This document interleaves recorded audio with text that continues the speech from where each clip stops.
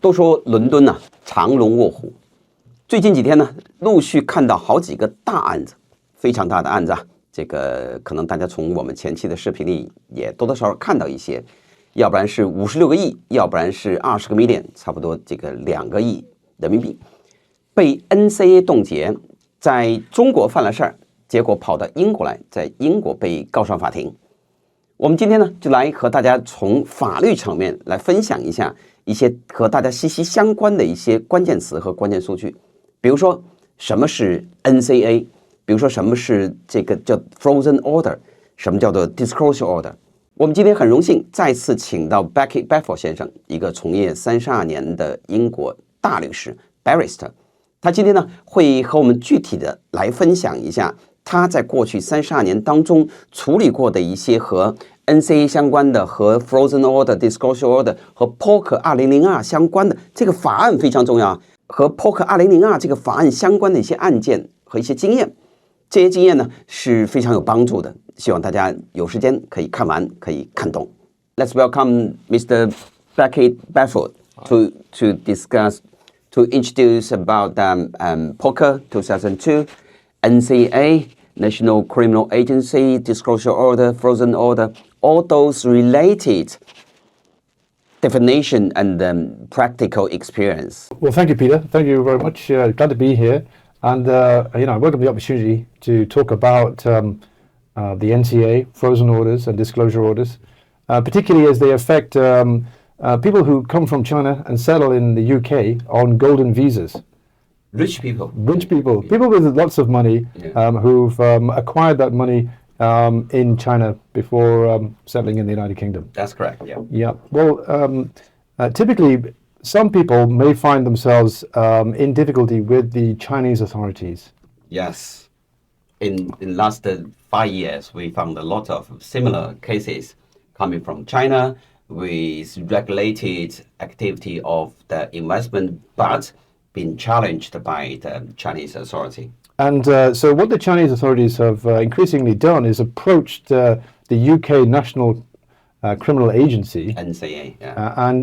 And suggested to them that its nationals living in London may have money which has been acquired unlawfully from illegal criminal activity in China. Yes, that's right. Now, of course, we don't know what those activities are or were, but the Chinese authorities tend to say that it was to do with economic crime. Yeah, most of them related to the P2P or financial investments or stock market, those kind of financial crime. That's what Nca said.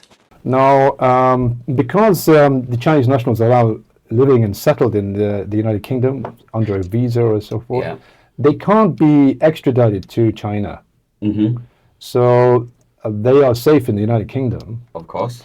But the difficulty they have is that the Chinese can talk to the British National Criminal Agency and make life very difficult for them in the UK by freezing their assets.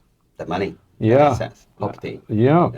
And so typically then the Nca will go to court without the knowledge of the people living in London, say, and freeze their bank accounts.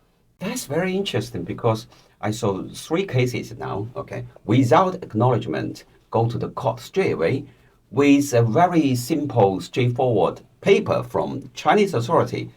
Only allegation or court judgment from China said, Mr. A, been convicted for 3 years because of financial crime, without any other evidence, explanation, only paperwork. Then the court agreed to frozen. Yeah.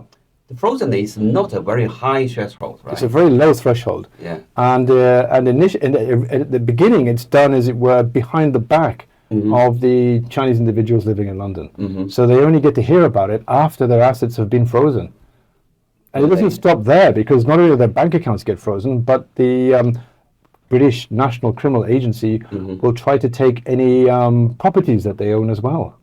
All the assets. Yeah. All the assets. Recoverable assets. Yeah. Recoverable assets. Yeah, absolutely. And it doesn't stop there. Things get more difficult still if the National Criminal Agency obtains a disclosure order against the Chinese nationals living in the United Kingdom. Yeah.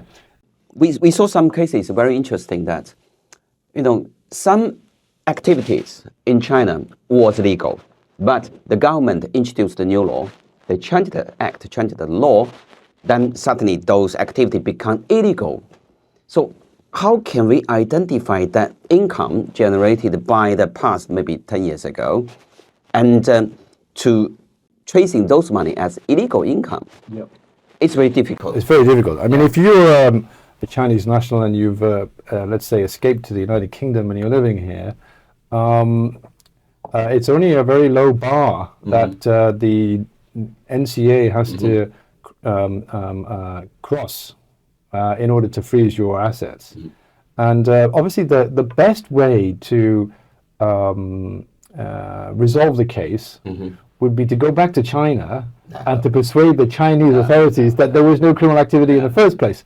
Now, for most people, that's not an option. No, it's not going to work. So what they have to do, they have to try to resist the applications made by the NCA in the High Court in England. High Court in England to set aside of the frozen order. And the frozen order, yep. And eventually to have a hearing in court and to prove that the monies that they enjoy and they're living with in the London have nothing at all to do with crime in China. Most of rich people in the past 30 years, they don't have a fully recorded tax record. Okay. That's a problem. Yep. Because of the history reason. It's nothing to do with those individuals. Yep. Yeah, well, I mean, that could count against them. But I've got more bad news before we talk about what we can do for people. But the bad news is that not just are their assets frozen, but if a disclosure order is obtained, then the National Criminal Agency can require, that is compel, a Chinese national living in London to go to a police station To do the interview. and to be interviewed. And they can require them to explain where they got their money from. Yeah, but we can keep ourselves silent. No comment. Well, this is just the thing. The Act, POCA Act, doesn't allow you to remain silent. In that case. Yeah, in that case, because what they say is that the privilege against self-incrimination applies where there's a prospect of your being convicted of a crime in the United Kingdom. But because the civil recovery proceedings in the UK don't involve criminal proceedings, they'll say that you can be compelled to answer questions. Yeah. That's a very interesting point, because we always tell those friends, family friends around us that if you go to a police station to do an interview, you have the right to keep silent. But in that case, in any case related to NCA, National Criminal Agency, in any case related to the POCA 2002, your right has been limited. Okay. Yeah. Well, certainly in the context of what's called civil recovery proceedings. Civil recovery proceedings. And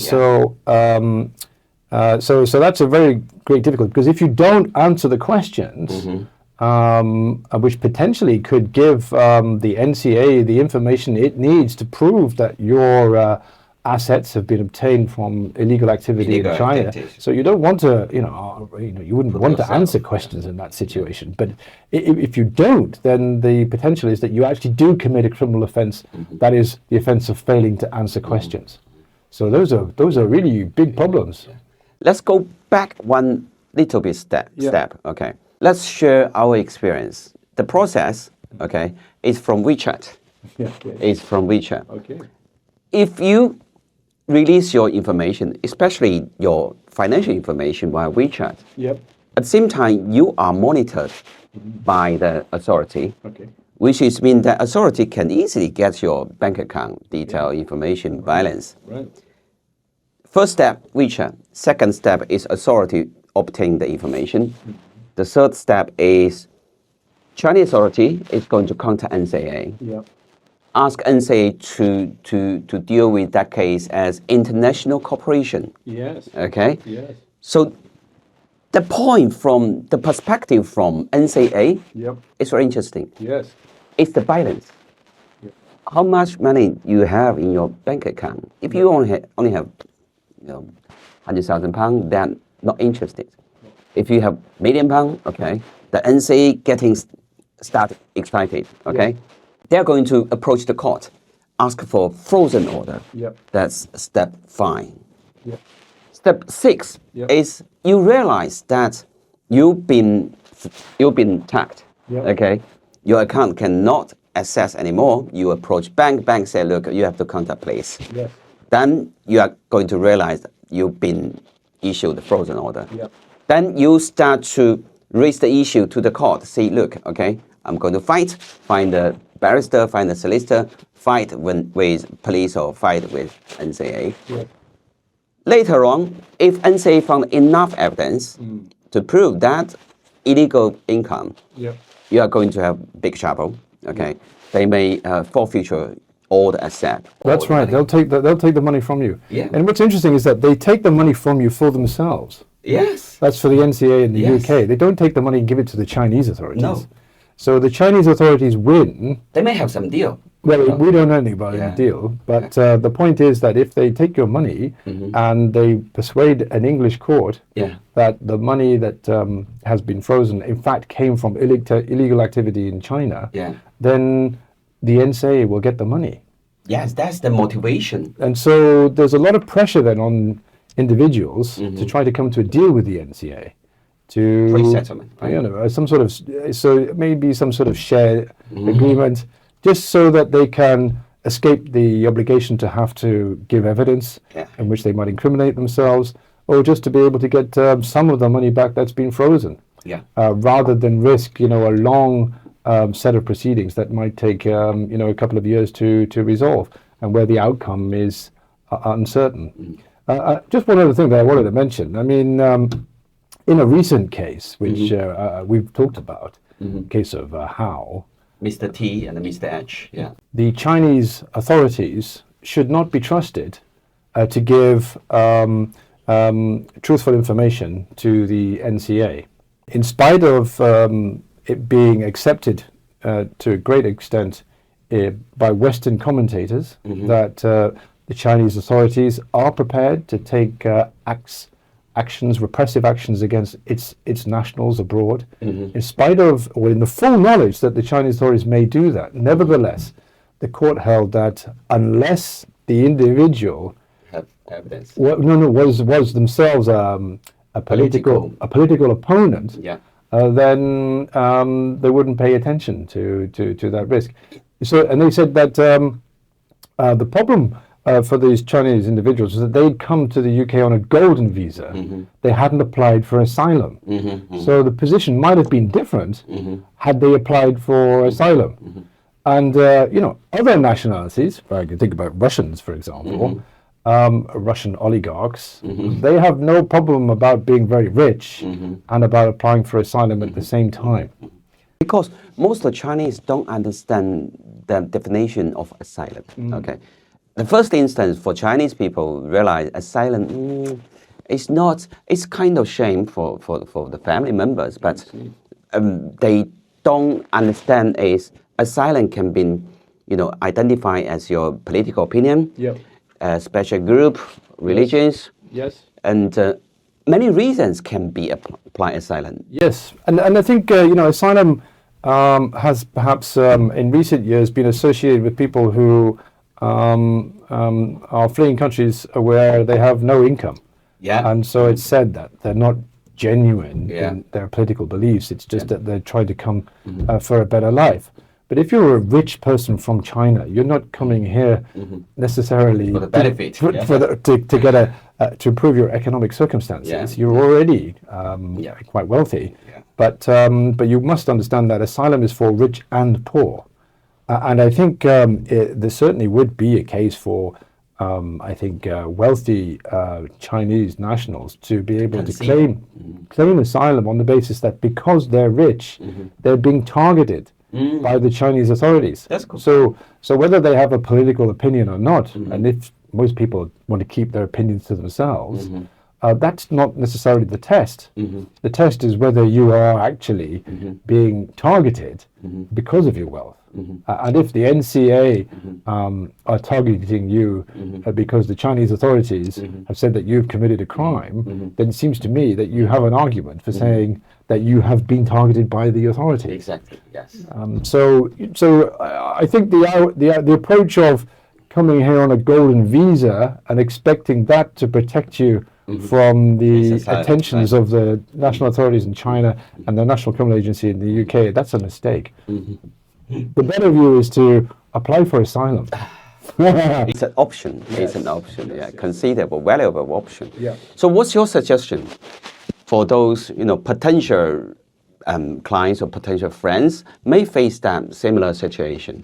Yeah, well, I think they want to try to avoid the squeeze being put on them by the NCA.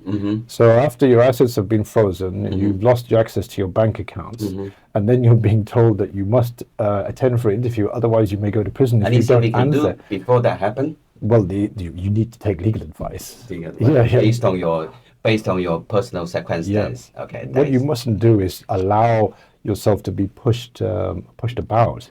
Because there are actions that you can take. Yeah. But you need to get advice from people with knowledge, people with experience, people with high ability. It's not advice. It's not legal advice. But what I'm trying to say is, if you don't have huge amount of money in the UK bank account, if you don't have a lot of properties under your name or under your BVI or you control those assets, NCA is not going to interesting on your case. Well, let's hope not. But I wouldn't say anything is beyond them. Okay, great. Thank you. Anybody have similar problem or similar situation? You're more than welcome to approach professional team or approach us for further advice. Thank you. Thank you.